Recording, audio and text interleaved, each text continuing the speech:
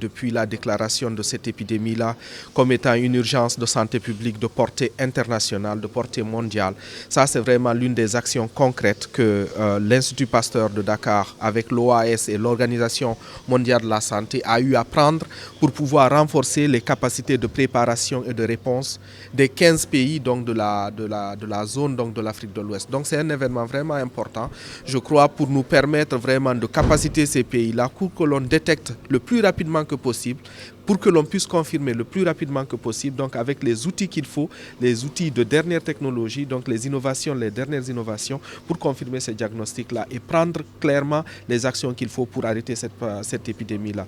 Vous savez, pratiquement 95% des cas aujourd'hui sont mentionnés, sont rapportés dans la zone de l'Afrique de l'Ouest et dans la zone de l'Afrique centrale.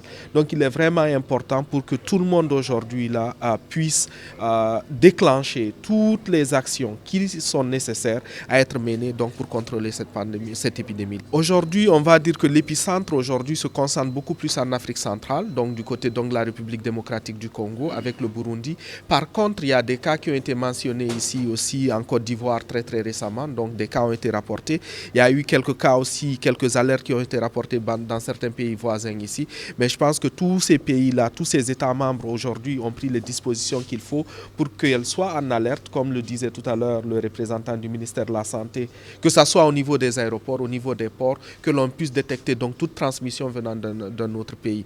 Donc cette collaboration qui est là, je pense qu'il faut la saluer véritablement. Donc une expertise technique très forte de l'Institut Pasteur de Dakar, avec donc l'appui technique aussi de l'Organisation mondiale de la santé, de l'Organisation ouest-africaine de la santé. Je pense que compte tenu de la complexité de cette situation-là, de ce phénomène-là, de ses conséquences potentielles, ce n'est qu'en venant tous ensemble ici que l'on peut essayer de juguler cette problématique qui, je voudrais insister, est une problématique mondiale. Il ne s'agit pas essentiellement d'une problématique africaine. Il faut que tout le monde se mette en place pour que l'on mette nos intelligences ensemble, les informations ensemble, pour que quand quelque chose arrive ici, qu'on puisse protéger le monde entier parce que les virus n'ont pas de frontières. La Covid nous a montré que les virus n'ont pas de frontières, les germes n'ont pas de frontières.